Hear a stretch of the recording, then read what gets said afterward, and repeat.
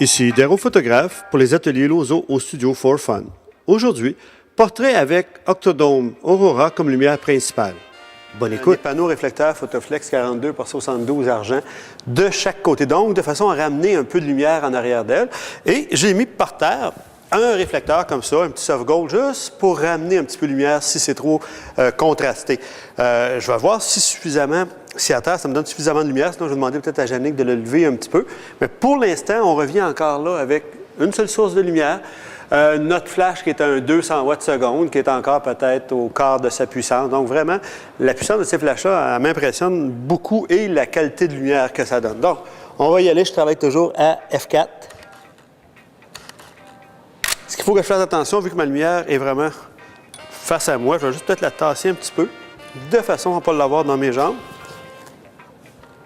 Et là, Jannick, tu tasses juste le réflecteur un petit peu qui est à ma droite, donc pour pas que j'aille les coudes. Comme ça, ça va être bon, ça. On a quand même une belle réflexion. Et ce que ça fait aussi, ça nous fait un fond qui est beaucoup plus sombre.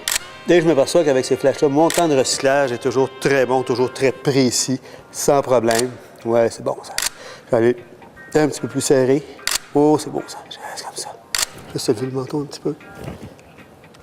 Là, ce qu'on a fait, c'est que on a rajouté une lumière pour le fond, juste pour l'éclairer. Tout à l'heure, dans la dernière partie, c'était très sombre parce que la lumière était directement comme ça, peu de lumière à l'arrière.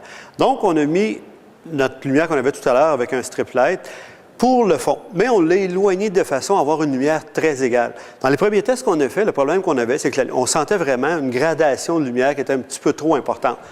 En reculant la lumière, donc, on s'assure d'avoir une lumière qui va être un petit peu plus égale et en la mettant assez près du fond. Donc, on va aller chercher notre texture comme il faut. Donc, on est prêt pour continuer. Donc, on a un beau fond qui est éclairé, que j'ai une belle texture comme ça.